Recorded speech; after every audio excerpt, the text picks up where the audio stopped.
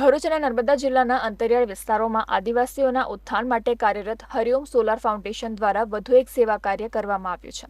Hariom solar foundation દ્વારા ₹1.50 લાખના ખર્ચે ભરૂચ પાંજરાપોળને ગોસ્ટિક અને દીવડા બનાવવા માટેનું મશીન દાનમાં આપવામાં આવ્યું છે. આ મશીન અર્પણ કરતો કાર્યક્રમ આજરોજ પાંજરાપોળ ખાતે યોજાયો હતો, જેમાં ગૌપૂજન પણ કરવામાં આવ્યું હતું. આ પ્રસંગે હરિઓમ સોલાર ફાઉન્ડેશનના ટ્રસ્ટી મગન હનિયા, સેક્રેટરી નવીન પરમાર, દીપક અદ્રોજા તેમજ ભરૂચ પાંજરાપોળના ટ્રસ્ટી મહેન્દ્ર કંસારા અને શાંતિલાલ શ્રોફ ઉપસ્થિત રહ્યા હતા. આ મશીનમાં ગાયના છાણમાંથી ગોસ્ટિક અને દીવડા સહિતની વસ્તુઓ બનાવી તેનું વેચાણ કરવામાં આવશે. ભરૂચ અને નર્મદા જિલ્લામાં વિશેષ વનવાસી ક્ષેત્રોમાં આદિવાસીમાં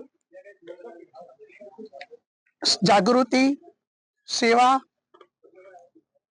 ના માધ્યમથી કામ કરે છે અને આજે પાંજરાપોળને છાણના સદુપયોગ માટે કોષ્ટિક, દીવડાઓ અને છાણા એ બનાવવાના 3 મશીનો આપવાનું સદભાગ્ય અમને સાંપડ્યું છે અને તે બદલ અમે પરમાત્માનો અને સૌનો આભાર માનીએ છીએ.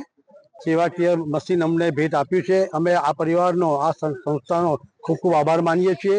આજના આ પ્રસંગે આ મોટી સંખ્યામાં એમના ટ્રસ્ટીશ્રીઓ આમંત્રિતો પધાર્યા હતા અને એમની હાજરીમાં આજનું આ જે એમને દાન કર્યું છે મશીનનું, એનું આજે ફંક્શન રાખ્યું હતું. ખૂબ સુંદર રીતે આજે ફંક્શન થયું છે. અમે ધન્યવાદ પાઠવીએ છીએ એમને.